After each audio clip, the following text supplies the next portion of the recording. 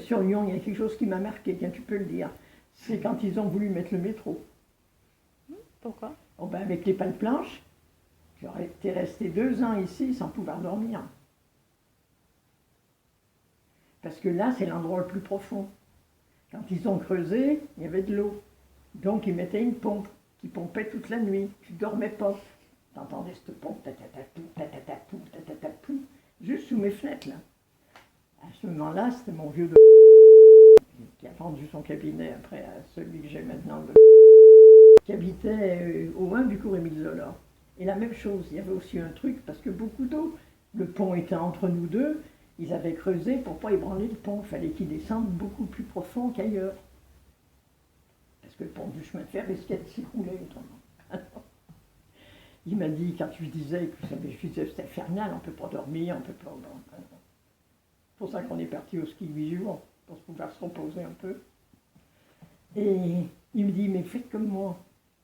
Il y a une passerelle, et il y a des pompes tous les... Et enfin, il y en avait une devant chez moi, et après, il y en avait une devant chez lui. Il m'a dit, moi, je vais sur la passerelle à 11h30, quand il n'y a plus personne dans les rues, et vous tournez le machin et vous fermez. Alors, c'est ce que j'ai fait. Après, à 11h30, je descendais, je regardais, il n'y avait personne, je montais sur la petite passerelle, c'était une planche en bois comme ça, puis il y avait là, et je fermais. Puis je redescendais et on dormait. Et quand ils arrivaient le matin, ils ne pouvaient pas travailler, il fallait qu'ils repompent. Alors c'est un peu de ma faute si ça a duré si longtemps. Mais je ne vais pas le dire parce que là, dis donc, s'ils viennent m'engueuler après. Alors, après grande inauguration, avec Colomb et l'autre maire qui s'appelait Colomb, avec le Sissic. Parce qu'il y a le crétin et puis il y avait mon Sissic. J'étais bien avec le Sissic en principe. Alors le Sissic nous invite à l'inauguration sur la plage Charles-Hernu pour inaugurer justement la marche du métro. Et alors il fait son petit discours. On y va avec Bob, parce qu'on était invités tous les deux. Il fait son petit discours.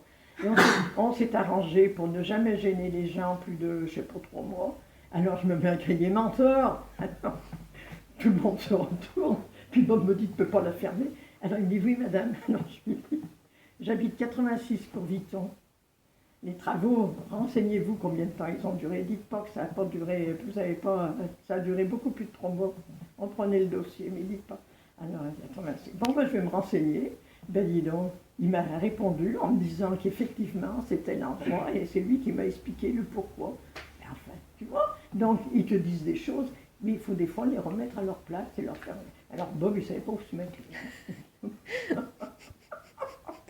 devait être marrant à voir.